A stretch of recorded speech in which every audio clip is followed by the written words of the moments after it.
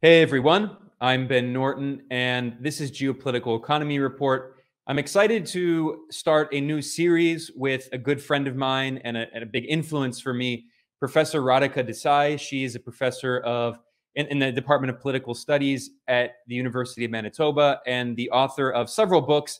And in this series, we're going to be discussing a new book that she just published at the end of 2022 that's called Capitalism, Coronavirus, and War. And the idea with this series is we're going to be going through her book and discussing the important topics that she addresses, which involve the new Cold War against China and Russia, the NATO proxy war in Ukraine, the coronavirus pandemic, and the failure of Western neoliberal responses to the COVID pandemic.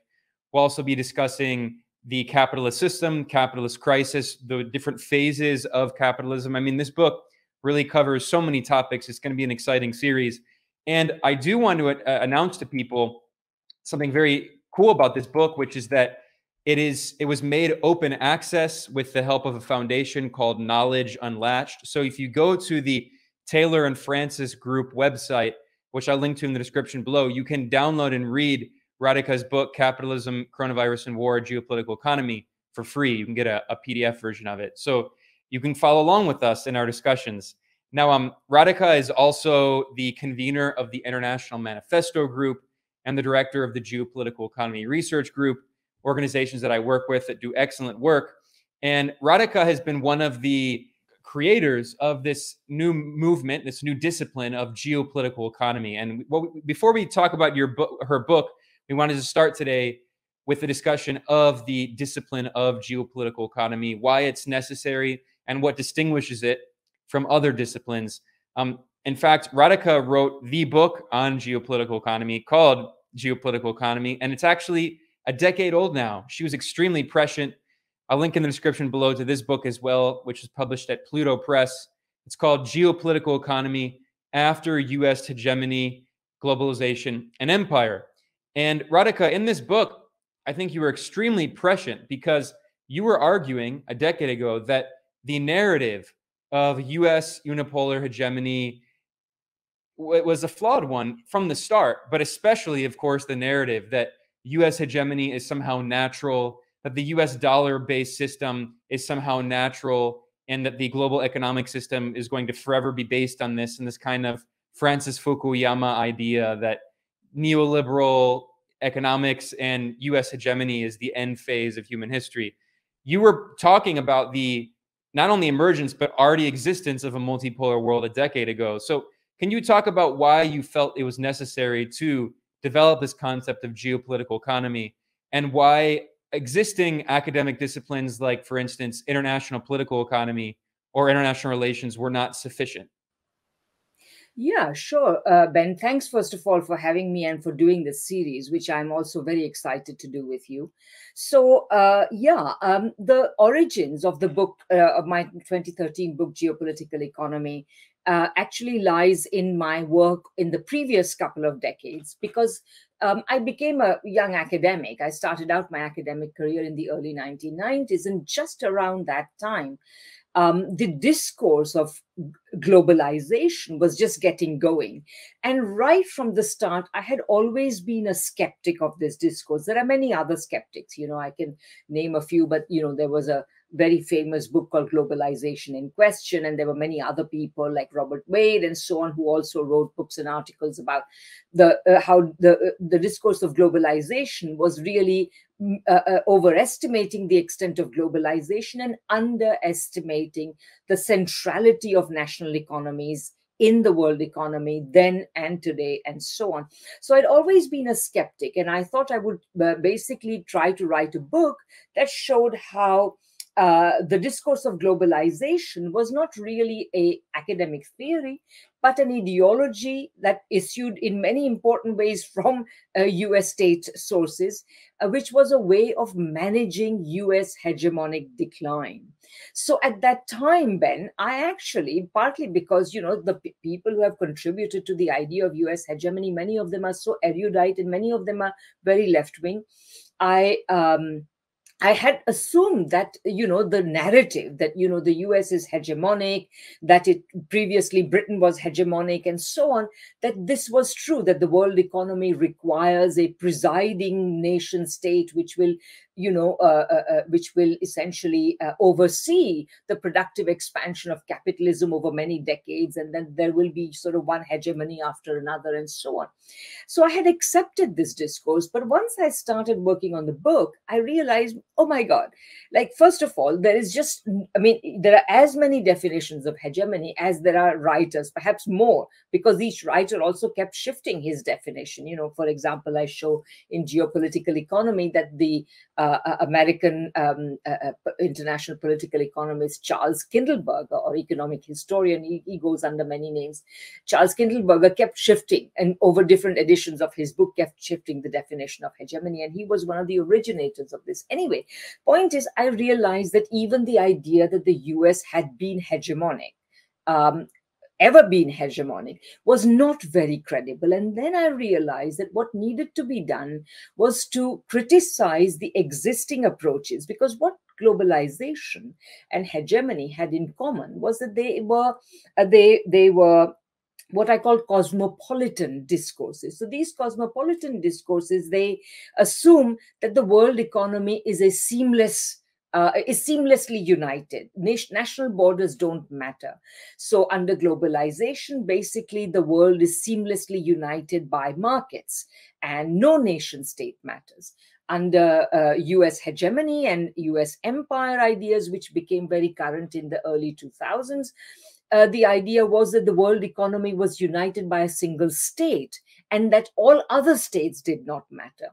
So I realized that the problem was these cosmopolitan discourses. And so it was important to insist that actually the world economy is indeed divided into national economies, and that they are engaged in particular forms of struggle. And then the other thing that happened is that as I was reading and trying to figure out how to conceptualize the actual intervention of nation states in the world economy and in world politics and so on, what I realized is that there was this old idea, which is usually attributed to Trotsky, but I also showed that it has deep roots in the work of Marxism and so on. So what I realized is that this idea is uneven and combined development, and that a proper interpretation of this idea would help us to understand what really is happening at the international plane in the capitalist world. So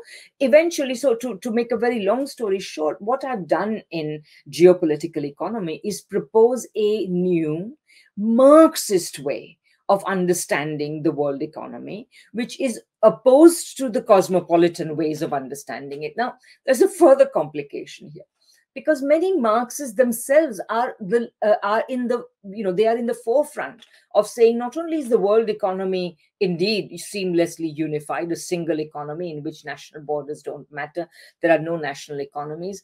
So Marxists are in the forefront of not only insisting on that, but even claiming that Marx thought so. So a large part of the theoretical underlaboring that I had to do to write Geopolitical Economy was to investigate what Marx, Engels, what later Marxists and the general Marxist tradition had actually said about this. Because quite frankly, if you think about it, Marx and Engels were writing at a time, in the latter part of the 19th century, by the 1870s in particular, it was very clear that national states really mattered. Countries like Germany, the United States, Japan were all using various forms of state intervention to further advance to turbocharge their economic development and so on. So they would have been very bad theoreticians not to notice this. And indeed, I find that not only did Marx and Engels fully understand the centrality of nation states in capitalism, but Marx even has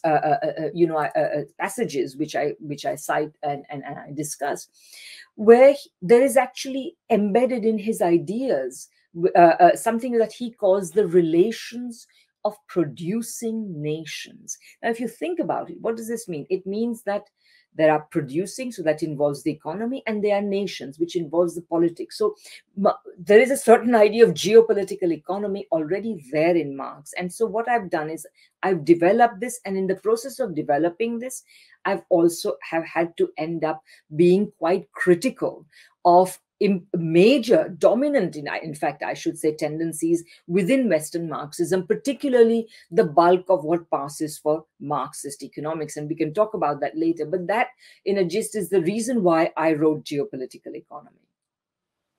Yeah, and what I find so refreshing about your work, Radhika, is it's such a good corrective to kind of many social theory graduate seminars in the United States, which are allergic, especially to anti-imperialism. I remember when I was in undergrad, which was the first decade of the 2000s, that Hart and Negri's empire was still very popular. You could say it was kind of hegemonic. And now, I mean, looking back at it, it's just so laughable that this book was taken so seriously. I mean, I should also point out, when I learned this, I immediately could see how fraudulent the argument in Hart and Negri's empire was. In 2001, the New York Times did a very positive review of All About Empire, promoting it.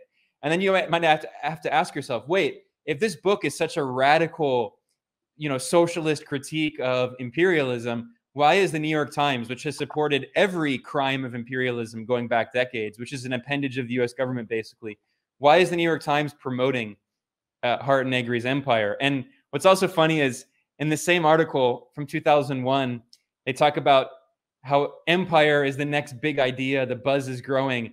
And they quote Slavoj Žižek, who called it, quote, nothing less than a rewriting of the Communist Manifesto for our time. This was July 2001, of course, a few months before 9/11. And then basically everything that Hart and Negri wrote in Empire was proven irrelevant by the war on terror, and then subsequently the 2008 financial crash. And today, where so for people who haven't read Hart and Negri's Empire, essentially their argument is what Radhika was refuting a moment ago, this idea that nation states are no longer relevant to the capitalist system. There is a global capitalist system. All capital is transnational. Corporations are replacing the states, and that really there is only one state, which is the United States. And it's basically the so-called Marxist version of Francis Fukuyama's End of History. It's essentially the same parallel to that.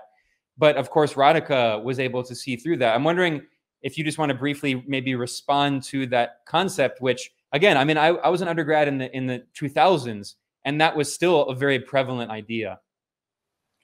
No, absolutely. So first of all, let me tell you that my own impression of Hart and Negri's empire is that actually, remember, books take a long time to write. It may have been published in 2001, but it was written in the period before. So really, it's a book which is actually about globalization. But of course, by the time it's published, George Bush Jr. is in power. All his henchmen are talking about empire. We are the people who are going to make an empire, and we are in the age of American empire. We make reality, and you guys only study it. And all this kind of really macho rhetoric was all over the place. And so the point here is that they named their book Empire just to be really relevant, but it's actually about what people were talking about in the previous decade, which was globalization. So one of the things I do in Geopolitical Economy is that I point out that the rhetoric of globalization really emerged and kind of reached a peak under Clinton. In fact, Clinton was even dubbed the globalization president. And much of this rhetoric of globalization emanated from the Clinton administration. So everybody who wanted to sort of be taken seriously by the big mainstream media started using the term globalization. And then by the following decade, when George Bush Jr. was in power, all the talk was about American empire. And what's really fascinating about it, Ben, is there is a certain that is, so obviously there were a lot of people like the New York Times writer and so on who were actually saying that US empire would be a good thing, and that the world would benefit, and and not only that, certainly the US had all the power to create an empire and so on. But what's really astonishing is how many Marxist writers also went along with it. And that really comes out of, and that's part of the reason why I so criticize what's often passes for Marxist economics, is that too much of Marxism, not everybody, but too much of Marxism is really kind of a lionization of capitalism and its productive dynamism. And so one of the things I do as well is I call in my book, I say that, and various other writings, I point out that this interpretation of Marxism is not Marxist. Marx actually emphasized capitalism's deep contradictions, and that capitalism was going to end. And, in this book, as we'll talk about the various chapters, we'll talk about that as well. But Marx emphasized that capitalism was going to end, that it was too deeply contradictory to last forever. But in this Schumpeterian idea, what you have is capitalism simply goes from strength to strength. Every crisis that it experiences is just a little local difficulty. So anyway, the point I'm trying to make is that so these discourses of empire were also endorsed by many people, Marxists. And what the irony of that is that George Bush Jr. takes office in 2001, and already by the middle of that decade, both the war in Iraq, which it had initiated, as well as the housing and credit bubbles upon which what passed for American prosperity in that decade rested, both of these things were in crisis. And so, people say that Hitler's 1,000-year Reich lasted only 13 years. Well, George Bush Jr.'s, American empire, which didn't even have a time limit on it, it was supposed to be perpetual, didn't last more than half a decade. So there you have it. Well, and this brings us to not only your 2013 book, Geopolitical Economy, but your latest book, Capitalism, Coronavirus, and War. An argument that you keep stressing is that even at the moment of peak kind of unipolar hegemony, if you look at the global economy, you also see simultaneously the rise of China, which is always the elephant in the room. I mean, now it's funny, it's very antiquated to go back to this kind of 2000s era view that China was simply just, allied with the US and that China was part of the US capitalist system. Obviously, everyone can see clearly that's not the case now. But I mean, we saw this tectonic shift in the global economy starting really in the 2000s, especially. I mean, you can go back even further, but with the rise of China and to a lesser extent, also Indonesia, Malaysia, to a lesser extent, India. I mean, we see a massive rise in Asia, also Brazil, the creation of the BRIC system. This is all happening, much of it's happening during the Bush administration. And because the world is focused on the war in Iraq, which was such a brazen act of neocolonialism, it is easy to forget that actually the seeds of this multipolar world were already sprouting. Not to mention, Hugo Chavez in Venezuela, who came to power in 1999. I mean, Lula. So it's interesting to see that there is a lot of discussion today.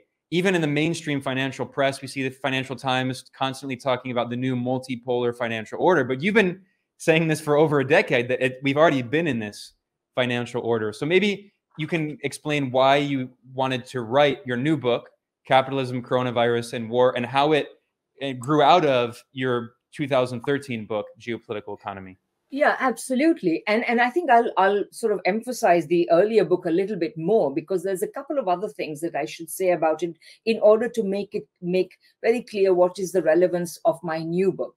So you see, in geopolitical economy, you mentioned the rise of China and so on. So the geopolitical economy's concluding chapter is called the multipolar moment. And one of my arguments is that the cosmopolitan views of the world economy, globalization, empire, in the 19th century, we had free trade. None of these perspectives really make sense of how the world economy has developed and why is it that we are experiencing in the new millennium, why we were experiencing the multipolar moment. Remember, the millennium began actually by Jim O'Neill of Goldman Sachs putting forward his famous BRICS thesis that these other economies, particularly, well, at that time, it was basically India, China, Brazil, and Russia. So these four countries were really together going to account for a bigger and bigger weight in the world economy. So what I wanted to do. So this critique of the cosmopolitan approaches was also necessary, because without a different approach, you cannot understand how we got to multipolarity. So what geopolitical economy did is it made three important arguments. So first of all, it said that nations or nation states are material, that there are indeed national economies.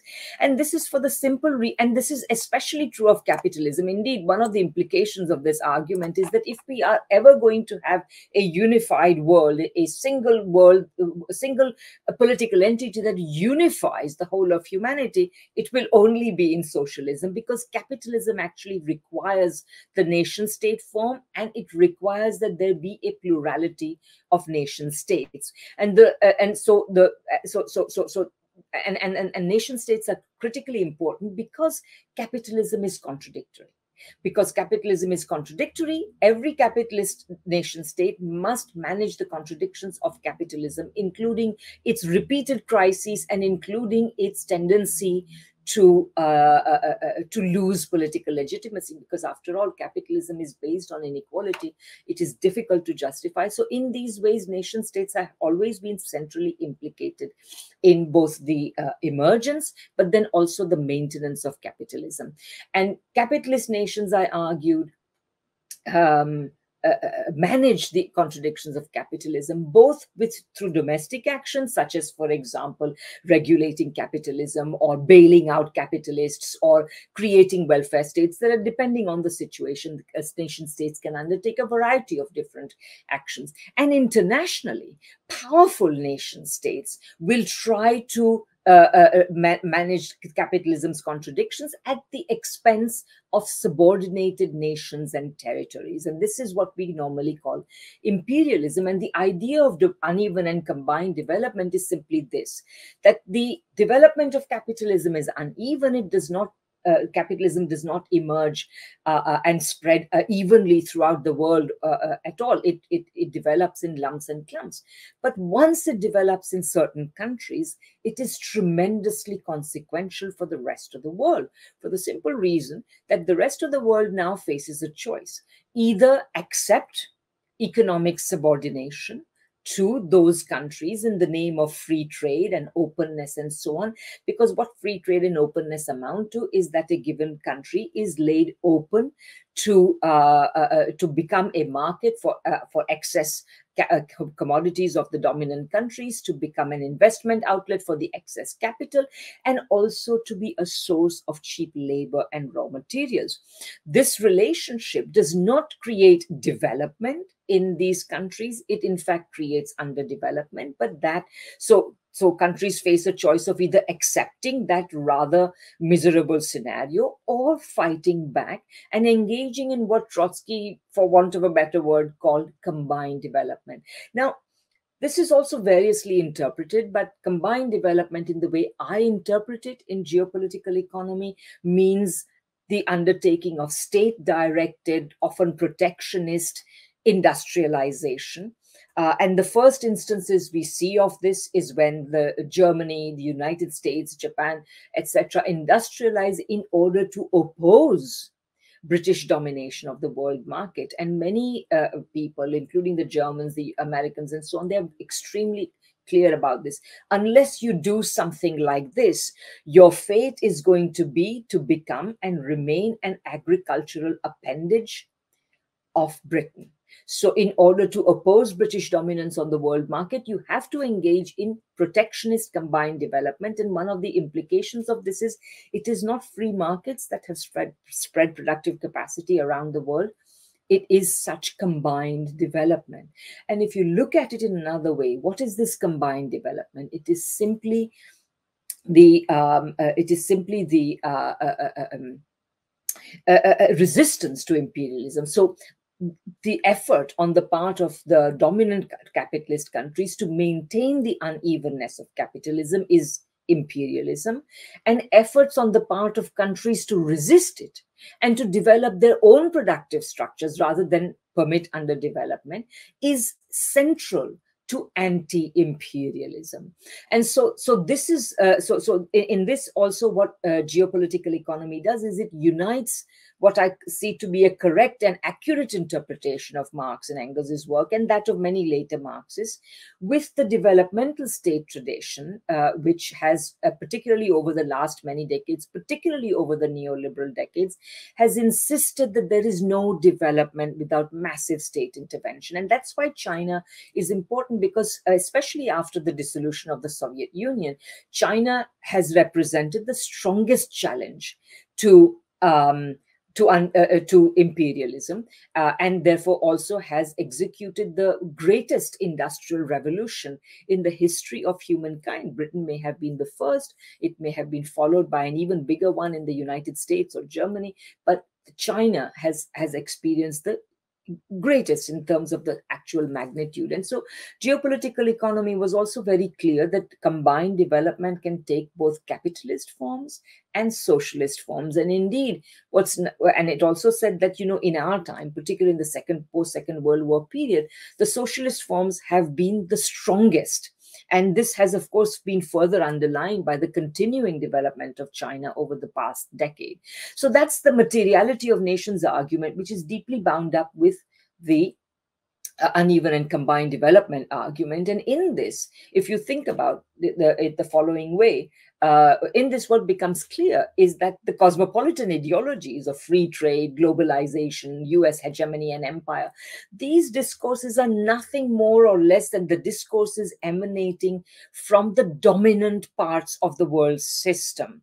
And their function is also the same as that of dominant ideologies within capitalist countries. Marx says somewhere that the ideas of in every society are the ruling ideas of every society are the ideas of the dominant classes. Now, thanks to capitalism at a world scale, there can never be a single state, a single world state, but nevertheless, there are dominant states, and you can see that the cosmopolitan ideas are the ideas of the dominant state because they serve the interests of the dominant state. By preaching the gospel of openness, free market, etc., what they are telling the rest of the world, what they are telling third world countries, everybody that is not part of the imperial core, is that you should not try to develop through protectionism, state direction, etc. Leave it to the free market, which means subordinate yourself to our capital and its requirements. That's what is being told. And so the implication of this is two further points, which is that if this is the case, if the driving motor of international relations is uneven and combined development, that is to say, the effort to create and maintain imperialism and the effort to resist it, if this is the case, then it follows that what you are going to see is ever greater a number of countries undertaking combined development, because capitalism has nothing to offer them. And the more combined development spreads, the more it will create opportunities for other countries, weaker countries, to undertake it, because there are more centers of productive power around the world. So the story of the world economy is not the ever greater spread and penetration of markets. It is not that of successive hegemonies, but rather spreading multipolarity. So British dominance was already ended by the contender industrialization and combined development of the first bevy of powers that contested British industrial dominance, and we'll come back to that later. But then what you began to see is the further spread of so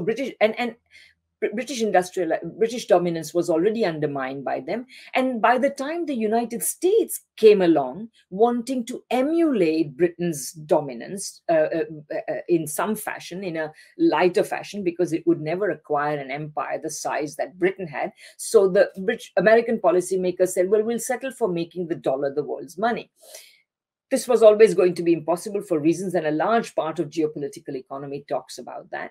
But basically, geopolitical economy also argues that because the world was already multipolar, while American hegemony could never be realized, American ambitions for hegemony could never be realized, while a certain period of British dominance was inevitable, by the time the Americans came to attempt it, American hegemony was impossible. And therefore, globalization, US hegemony, empire, these are all discourses of US attempts to try to impose their dominance over the world, attempts that have never been successful. So that's what I argue in Geopolitical Economy. And a large part of the narrative is really about how the dollar system, which was really the main mechanism which the Americans chose, with which they were going to try to dominate the world economically, of course, supplemented by their army, but nevertheless, the dollar system was the key, that it has never worked in any of the ways, despite the, and so the reason why everybody thinks that the dollar has been safely and stably the world's money, and look at how powerful it is and so on, this impression has been created by a veritable cottage industry of largely American academics whose work is to talk up the dollar system and try to erase, evade, and muddy the waters when people try to investigate the contradictions of the dollar system. So anyway, so this is where we were already at. And so then and I had written Geopolitical Economy, and over the next decade I continued developing the ideas of geopolitical economy in various ways. And then we were and I should say one other thing. So, and I was beginning to really see a lot of new things that were going on that deepened my understanding of how to develop geopolitical economy. And then the pandemic came along. And ironically, just a little before the pandemic, what had happened is that a small community group had asked me to give a lecture on, asked me to invite me to give a lecture. And then we went back and forth about, how I would what I would talk about. And in the end, they said, from what you're saying, we want you to give us a lecture on the title, Does Capitalism Have a Future? And so I said, well, sure. And I began my lecture by saying, this is the title. And the short answer is no. And then I spent the next 45 minutes explaining why. And this had been in February of 2020. And then the following month, of course, the World Health Organization declared a pandemic. At the time, I had been watching all the shenanigans in Washington, particularly the Federal Reserve pumping trillions of dollars worth of liquidity into the markets, trying to shore up asset markets that were crashing. They were falling like stones everywhere. And so I was watching all this, and this completely fit my understanding. And so that weekend, the weekend after the WHO declared a pandemic, I owed I owed the Canadian Dimension magazine, which is a major left magazine in Canada. I had agreed with them the previous earlier in the year to give them an article a month, and so the editor Saigonic is writing to me saying, "Where's my article?" So I said, "All right, I'm going to write an article about what's really going on with the pandemic, not in terms, I'm not a virologist, I'm not an epidemiologist." I was interested in what it was doing to the US economy, to the world economy, etc., but particularly to the economies of what I call in Capitalism, Coronavirus, and War, the neoliberal financialized economies. So this is what so that weekend I wrote an article entitled "The Unexpected Reckoning, Coronavirus and Capitalism," and in that I argued that what the pandemic was doing was it was going to expose the productive debility of capitalism, productive debility which is entirely accounted for by the fact that it had become so financialized and so based on overly long and tight and stretched supply chains. So we were going to see that despite all the glorification of capitalism as the most productive economy in the world, actually the leading capitalist economies of the world were going to be found wanting. And secondly, that all their productive debility, but also their extremely obscene inequalities were going to be on full display. And I pointed out that the rot has gotten so deep that it has even affected the politics of capitalist countries, and the politics of any country is its primary coping mechanism. And I said that even this coping mechanism is going to be found wanting. We had already seen that the politics of the leading neoliberal financialized countries like the UK and the US had already produced Brexit, they had produced Trump, and what we were going to see was a further deterioration of the politics of these countries, which has again proved to be true. So Capitalism, Coronavirus, and War began as a book as a book discussing how the pandemic was telling on capitalism, in the sense, the word to tell on something is to do actually two quite different things. One is you reveal their dirty secrets, and the other is that you are a burden. When you say that, oh, XYZ illness is really telling on him, what you mean is it's really weakening that person. So the pandemic was going to both expose and weaken the extremely unproductive, predatory, speculative, financialized neoliberal capitalism that we had. And that's how the book started. And then there were various delays in submitting the manuscript. So what I found is that, I had promised my final deadline was the spring of 2022. And of course, by that time, the war was on, the US-led war against Russia over Ukraine, the proxy, in which Ukraine is being used as a proxy. That war had already started. And what I found as well is I couldn't not talk about it, because what that war was about was directly connected with the debility and the problems of capitalism that I was talking about. Because one of those problems, you mentioned Fukuyama earlier, Ben, and when the Soviet Union collapsed and people like Fukuyama were proclaiming that liberal democratic capitalism was the acme of human history, once everybody achieves that, there is no need to make any further changes, etc. So what first world countries had already arrived there, and the rest of the world was going to catch up, and that would be the end of history. And everybody at that time had two big expectations. One was that the world would be peacefully united under US hegemony, under US leadership, etc., etc. So we would be witnessing a unipolar moment. And secondly, everybody expected that the world would enjoy, therefore, a peace dividend. Neither of these expectations came true, and the reasons are interconnected. The adoption of the neoliberal model after the crisis of the 1970s was always advertised as, this is going to restore capitalism's productive dynamism. Capitalism has been stymied by all the state obligations and social obligations and regulations imposed upon it, and the taxation and so on. And if we release it from these restrictions, capitalism will flourish once again. The forces of competition are going to restore capitalism's mojo, and so on. None of this happened, for the simple reason that capitalism was no longer competitive capitalism. Capitalism had already become monopoly capitalism almost a century before.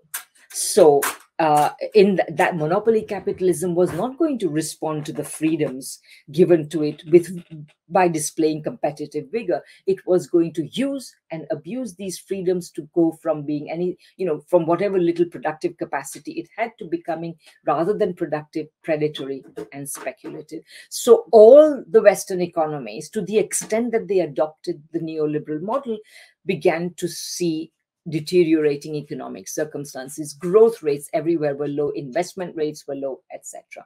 So instead of unipolarity, what you began to see, as Jim O'Neill could already see at the turn of the century, was that other countries which were less neoliberal for a whole variety of reasons, including China, which was the opposite of neoliberalism, it was socialist, were developing much faster. And that was actually leading to beginning to lead to a shift in the center of gravity of the world economy from the United States further east, particularly towards China. And the reason why the world did not enjoy a peace dividend is that the United States, as the leading capitalist power, reacted to this not with grace, but with aggression. Not with grace, saying, yes, we've always talked about the development of third world countries. So if you talked as much as you did about the development of third world countries, you'd think that they would welcome this development. But no, they reacted to it with a military aggression against whichever, or particularly against those countries that, were sort of in that sweet spot between being where the United States could reasonably think it could overpower them, and which were challenging US dominance over the world system. So there was no peace dividend, etc., etc. So anyway, this war had directly to do with those impulses, which you, by the way, began to see more or less as soon as the Soviet Union had essentially ceased to be. So you had the Iraq war of the early 90s, you had Yugoslavia, then you got Afghanistan, Iraq, etc., etc., all the various quagmires in which the United States has been involved. So to me, capitalism, coronavirus, and war is really about the type of capitalism that is propelling, the type of capitalism in which we are now living, which is on the one hand propelling American aggression, but on the other hand also ensuring the demise of this form of neoliberal financialized capitalism. Absolutely. And I think one of the things that's so useful about this book, and what I really enjoyed about it, is that you do provide a rather comprehensive analysis of the historical development of capitalism in its various phases. And when we think about history, we tend to think about historical development as a series of crises, right? And especially if we look at the history of capitalism. What's fascinating is you mentioned the concept of combined and uneven development, and how basically all of the large imperial powers, all of the so-called advanced economies, the rich economies, they develop their economies through, one, colonial pillage, but also protectionism. And in your book, you actually also cite some of the research of Ha-Joon Chang, who's a Korean economist who's done great work on this. He has a book that influenced me a lot called Kicking Away the Ladder, in which he discusses how all of the wealthy economies became rich through, again, colonial pillage and protectionism, and how the British economy had some of the most protectionist measures in the world, some of the world's highest tariffs, until the peak of the British Empire. And then the British Empire began promoting free trade doctrine, right, to its colonial subjects as a better way of exploiting them. And in your book, you continue that thread. It didn't just end, that development of capitalism in different forms didn't just end. Unfortunately, I think Ha-Joon Chang has contributed a lot, but his work does kind of end there, or maybe with the emergence of neoliberalism. And you continue that thread going forward. And there's a really, in the introduction, which we're going to talk about in another episode as well. We're not going to talk about all of it today, but you have a really important section here that I think would be a good subject to continue our discussion now, which is how you argue that the peak of capitalism was actually not neoliberalism. It was 1914. It was the eve of World War I. That was the peak of capitalism. And as you said, since then, we've been living in a monopoly stage of decay. And you also point out that the so-called golden age of capitalism that we constantly hear, paeans written to, of the 50s and 60s, the golden age, that was actually one of another era where there were significant protectionist measures, and it was the Keynesian era. You point out that after World War II, you saw the golden age or long boom of capitalism, and you quote the legendary historian Hobsbawm, who pointed out that a return to laissez-faire was out of question after World War II. Certain policies like full employment, of course, containment of communism, but also modernization of economies, I would add industrial planning, they all had absolute priority with strong government presence, and that these economies were forced to run in ways that would have been rejected previously as socialist. And this is in the wreckage of World War II, right? And you point out, bringing us to today, that expecting unipolarity assumed that neoliberalism was reviving capitalism, when in fact, capitalist economies in the neoliberal era malingered productively, growing slowly, boosting inequality, increasing misery, dividing societies. Only the speculative and parasitical financial sectors prospered in the neoliberal era. And then the neoliberal capitalist world failed to subordinate China and Russia, the newly emerging Russia. So that brings us to today, this new era that we're in. I mean, so again, I said that history is often told as a series of crises, right? So we have World War I, we have the Great World War I, the Great Depression, World War II, the Bretton Woods, end of Bretton Woods I, Vietnam War. We have all these series of wars and crises. And today we have, in 2020, or going back before, in 2001, we have 9/11. In 2000, we have the dot-com bubble bursts.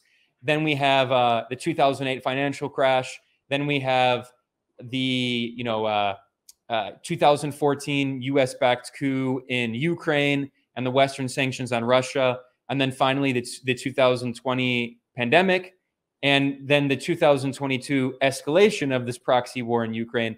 So these series of crises and at each moment, capitalism changes, it evolves in new ways. And your argument is that since 1914, capitalism has been decadent, and it's simply a matter of what you call zombie capitalism since then.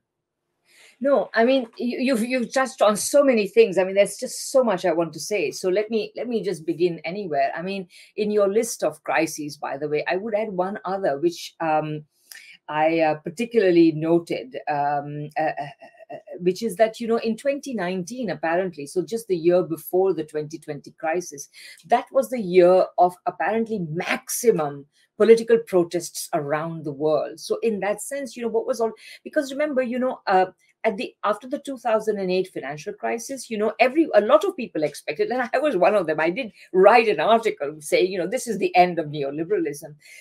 But of course, the end of in terms of the scholarly evidence of the uselessness of neoliberalism for developing any economy, I mean, there were already piles of evidence, and if that evidence had been had been taken seriously, we would have turned away from neoliberalism a long time ago.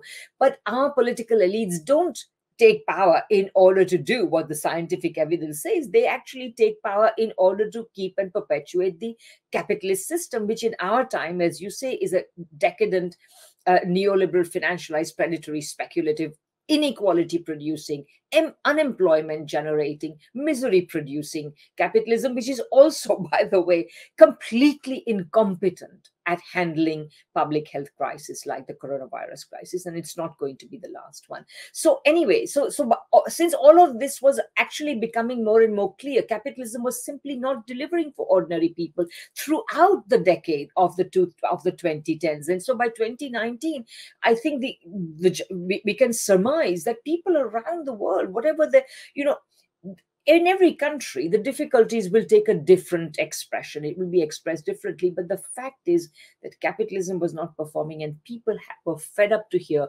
And that's why you had 2019 as a year of maximum protests, which also, by the way, continue through the pandemic in various ways, including Black Lives Matter and so on. Now, let me just grapple with the whole issue of the early 20th century also not just being a peak of imperialism, after which it began a long decline, but also a peak of capitalism. And this is one of the things I've developed further in Capitalism, Coronavirus, and War. Elements of it are there in Geopolitical Economy, but this point has become blindingly clear, particularly to me, had become blindingly clear over the years after I finished writing Geopolitical Economy. So in order to understand that, I'd like to take you back to Marx and Engels, because you see, what people don't realize, all the people who lionize capitalism, including many Marxists, don't realize that Marx had written particularly in one chapter of Volume 3 of Capital, which is chapter 27, Marx had basically designated the monopoly phase of capitalism as the peak of capitalism. So the idea is generally something like this, that, and Marx criticized Adam Smith a lot, but he also took some things from Smith, because Marx was always a very fair man, and he always knew where the meat was. So what, in any thinker, basically, and that's why you have, Capital Volume 1 and all the volumes of Capital have such long footnotes, because he was very scrupulous about where he got which idea. Anyway, Adam Smith basically is associated with the notion that the increasing division of labor is the motor of the development of the forces of production. The more we cooperate, the more complex ways in which we cooperate, the more we are going to be able to specialize in doing certain things and to increase our ability to produce at greater and greater levels of efficiency. That's a very simple idea. Most people are familiar with it. Now, Marx basically says that capitalism has the early phase of capitalism is its competitive phase. And in this phase of capitalism, what you have is the division of labor among firms. So there are small firms, they are all competing with one another, and they are also specializing in the production of different things. And then you have, and market competition is regulating their relations among one another, playing a very critical part in forcing firms to keep their costs down and so on. So this is the competitive phase of capitalism, but the natural outcome of competition is monopoly. Why? For the simple reason that in the process of competition, which always weeds out all the inefficient producers, eventually only one or a handful of efficient producers are left standing. And also because in manufacturing in particular, you have economies of scale. You know, if you have a factory, you will know that to produce 1,000 units of something may be much more costly per unit than to produce 10,000 units of the same thing, because certain costs are the same, and so you achieve economies of scale. And so this combination, this tendency of competition to produce monopoly was very real. And what Marx then also pointed out, that the monopoly does something else. It represents another qualitative advance in the socialization of production. What Adam Smith called division of labor, Marx also called socialization of production. And basically the idea was that in competitive capitalism, there is a specialization and socialization of production among firms. Now what you will get is the increasingly complex division of labor within a firm. Now, what happens in the market is always seen as, competitive and, the realm of freedom and equality and contractual relations and so on. What happens within the firm takes place under the authority of the capitalist. It is the authoritative division of labor that obtains. And so what Marx is saying here is that that when capitalism arrives at its monopoly form, all the wonderful discipline of competition will no longer be there, and the economy will be ripe for takeover. So let me just cite to you a couple of short passages from that chapter of volume 3, chapter 27 that I talked about. So in this one, Marx is talking about the rise of the joint stock company, in which different types, the capital of many different individuals is brought together to create a single firm. And so he says that what was once individual capital now receives the form of social capital, capital of directly associated individuals, in contrast to private capital. And its enterprises appear as social enterprises as opposed to private ones. This, Marx says, is the abolition of capital and private property within the confines of the capitalist mode of production itself. So what Marx is saying is that the monopoly phase is preparing the ground for the transition to something beyond private property, beyond capitalism, which would be socialism. Further, in another passage, just a couple of pages down, he says, such monopoly joint stock production is a necessary point of transition towards the transformation of capital back into the property of the producers. Because remember, Marx's point about capital is that it is actually the production of socialized labor. It's not the production of the private capitalists. So this type of joint stock production and monopoly company production is the necessary point of transition towards the transformation of capital back into the property of the producers, though no longer as the private property of individual producers, but rather as their property as associated producers, as directly social property. It is furthermore a point of transition towards the transformation of all functions formally bound up with capital ownership in the reproduction process into the simple functions of associated producers, into social functions. So what Marx is saying is that once you get monopoly capital, it makes no sense to leave these things in private hands. The fact is, it is seen by everybody that you cannot run these big monopoly companies without the contribution of every one of the people that is involved in it. And Marx thought that this would be accepted and understood, and that essentially this would form the transition to socialism. And in many ways, I should say that one should not forget that, of course, the monopoly phase also immediately led to imperial competition and the First World War, which, as I argue, also inaugurated, in fact, a 30 years crisis, because the First World War and the Second World War were umbilically linked to one another. So it was a single crisis. It was a single imperialist crisis and capitalist crisis, because it's also contained the Great Depression. Now, at the end of the Second World War, not only did the Russian Revolution take place, but there was a wave, a revolutionary wave that swept across Europe and even came to North America. Here in Winnipeg, we had the 1919 general strike.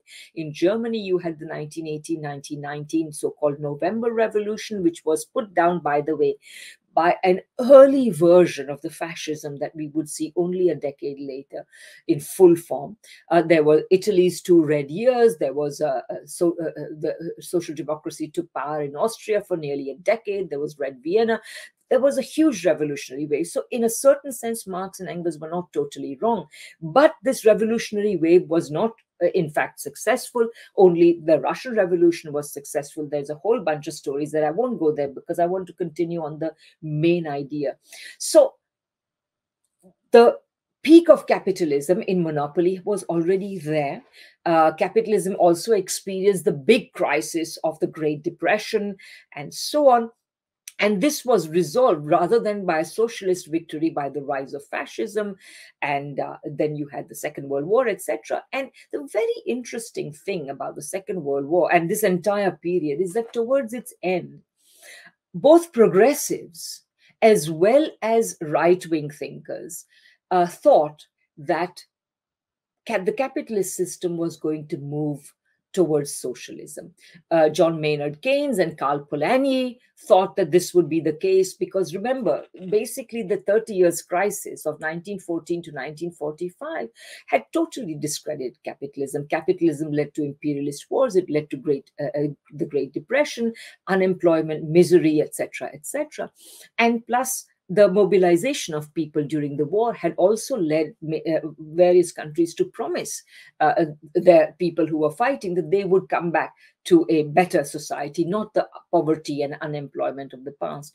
So the quote you read from Hobsbawm really shows that that's in fact what was happening. But the interesting thing is, so John Maynard Keynes or Karl Polanyi both predicted that the world would turn left and looked forward to it.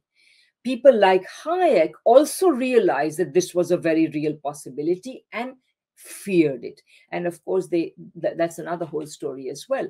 But then you had the post-war era, in which is generally described as the golden age, in which the capitalist parts of the world, as well as the communist and third world, communist parts in the third world, all parts of the world experienced a very benign period of great economic growth. And everybody looked to this and said, what were people afraid of? Capitalism has renewed itself. It is capable of infinite self-regeneration. But, and this is where the Hobsbawm quote comes in, the fact of the matter is that it was not capitalism. What created the conditions for the golden age, what some people call the long boom of capitalism in the 3 decades after the end of the Second World War, were all the socialistic measures with which capitalism was ringed, monopoly capitalism was ringed around. There was a great deal of industrial regulation. There was macroeconomic policy for full employment. There was the creation of welfare states, universal education, universal healthcare in many countries, and so on. And all these things, all these measures created the condition for the expansion of demand that created the golden age of capitalism. But the underlying system remained capitalist. It eventually led to crisis in the 1970s. That it was primarily a crisis of the capitalist world. And then there were the capitalist world was at a crossroads. Should you deepen the socialistic measures of the post-Second World War period, or should you roll them back, as the neoliberals suggested? As we've already discussed, the idea was that you roll these measures back, and capitalism would get its mojo restored. And we all know what happened after that. So that is to say, the neoliberal era of giving capitalism the freedom has not restored its productive dynamism. So when you take into account all of this, what you realize is that capitalism was already senile back in the early 20th century. The only reason you got the big boom was because of the socialistic measures. The 40 years of neoliberalism since the 1970s has done nothing to restore capitalism's virtuous productive character, and has shown us just how venal capitalism can be. What is the point of keeping this system going? But that is indeed what our capitalist states are doing. Yeah, absolutely. I mean, the idea that the golden age of capitalism was, laissez-faire, free market capitalism is absurd. I mean, it was Richard Nixon himself who said, we're all Keynesians now. Of course, that was at the end of the Keynesian era.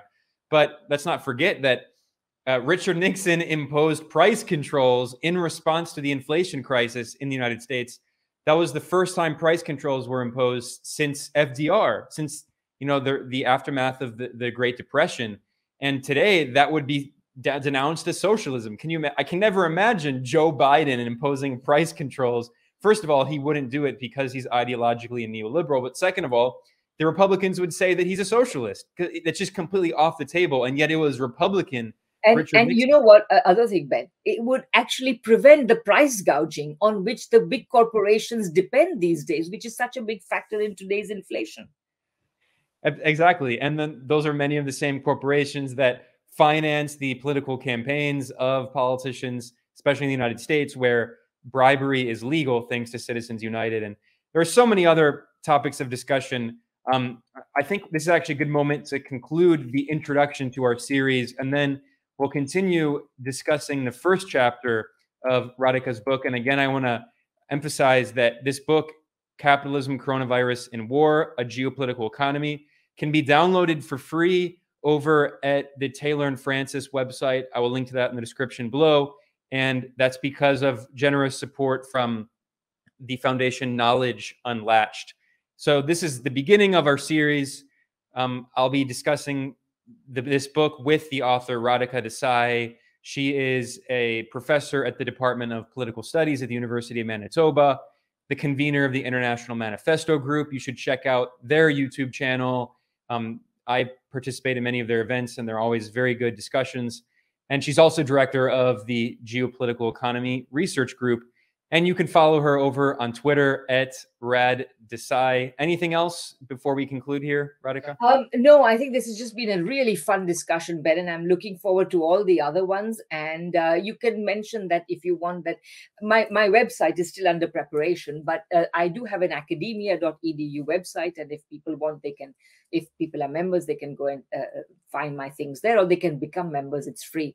So, and a lot of my writing is available there. So.